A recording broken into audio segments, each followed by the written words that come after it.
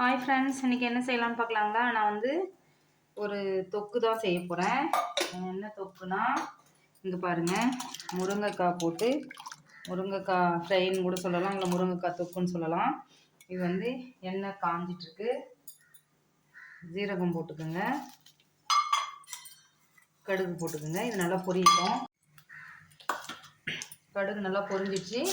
சின்ன வெங்காயம் ஒரு 100 கிராம் எடுத்து நான் நல்லா தட்டி வச்சுருக்கிறேன்.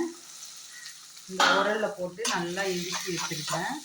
இது நல்லா வதங்கட்டும். கொஞ்சோண்டு உப்பு போட்டுக்கலாம்.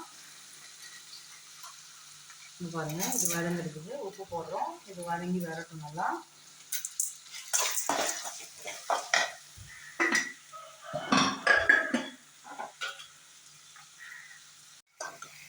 பாருங்க ஃப்ரெண்ட்ஸ், நல்லா வதங்கிச்சு பார்த்தீங்களா. இந்த அளவு வதங்கணும்.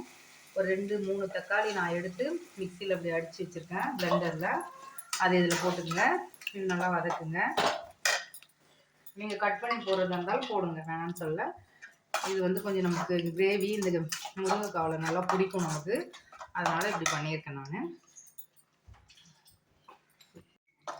இது பாருங்கள் வதங்கிட்டுருக்கு. இப்போ வந்து நம்ம மிளகாத்தூள், இது மஞ்சத்தூள்,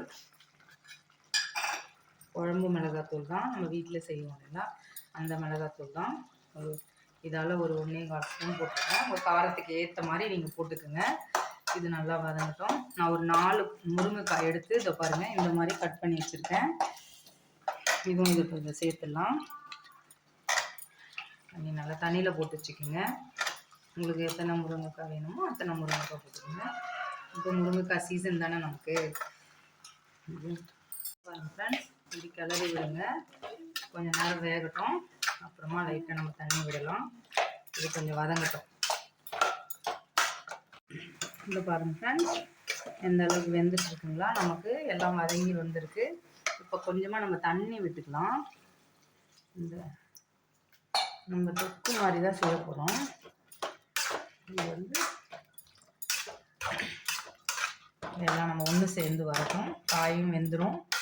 கொஞ்சமாக தண்ணி விடுங்க. இன்னும் இவ்வளோண்டு இருக்குது, இதையும் நான் விட்டுடுறேன். அவ்வளோதான். இது நல்லா வதங்கிக்கணும். இந்த டைமில் வந்து உப்பு காரம் எல்லாம் செக் பண்ணிக்கங்க. உங்களுக்கு ஓகேனா நம்ம இது பண்ணிடலாம். இது நம்ம கொஞ்சம் மூடி வச்சுட்டு கொஞ்சம் நேரம் வதக்க விடாது.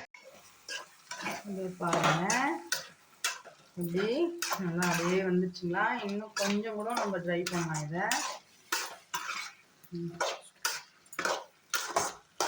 கொஞ்சம் கொத்தமல்லி தழை லாஸ்ட்டில் தூவி அப்படியே சர்வ் பண்ணோம்னா வந்து வெடிச்சு வருது பாருங்கள். முருங்கைக்காய் அப்படியே வெடிச்சு வருது.